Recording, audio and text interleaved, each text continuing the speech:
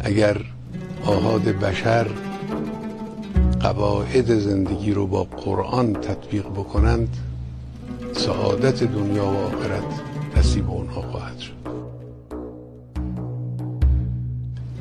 قرآن هم کتاب علم و معرفت است، یعنی دل را و اندیشه انسانی را سیراب می‌کند. این کسانی که اهل معرفت آموزی هستند، قرآن برای اونها یک سرچشمه تمام نشده نیست. ظاهر قرآن شگفت‌انگیز و زیباست برای کسانی که اهل نگاه زیباشناسانه هستند. قرآن بی‌نظیر در زیبایی و شگفت‌انگیزی، اما باطن او عمیقه.